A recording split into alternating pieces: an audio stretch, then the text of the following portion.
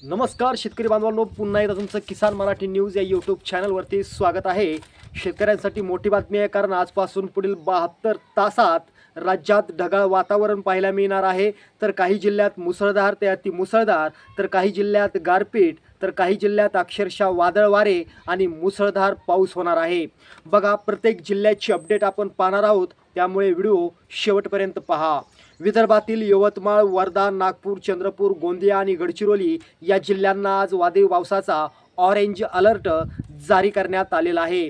या भागात मेघगर्जना, त्याचबरोबर विजांचा कडकडाट आणि जोरदार वाऱ्यासह पावसाचा इशारा हवामान खात्याने या ठिकाणी दिलेला आहे।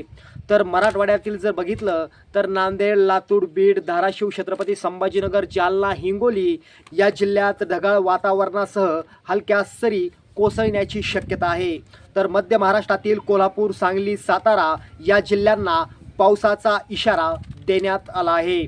तसंच पुणे, अहिल्यानगर आणि नाशिक या जिल्ह्यात देखील पावसाची शक्यता हवामान खात्याने व्यक्त केली आहे। त्याचप्रमाणे कोकणातील सिंधुदुर्ग, रत्नागिरी, रायगड, ठाणे, पालघर आणि मुंबई या जिल्ह्यात देखील उष्ण आणि दमट या ठिकाणी वातावरण राहण्याची शक्यता वर्तवण्यात आलेली आहे। शेतकरी बांधवांनो, हा होता आजचा सर्वात मोठा अंदाज आणि हा अंदाज पुढील 72 तासांसाठी लागू करण्यात आलेला आहे। असेच व्हिडिओ पाहण्यासाठी किसान मराठी न्यूजला सबस्क्राइब करा। धन्यवाद। जय महाराष्ट्र।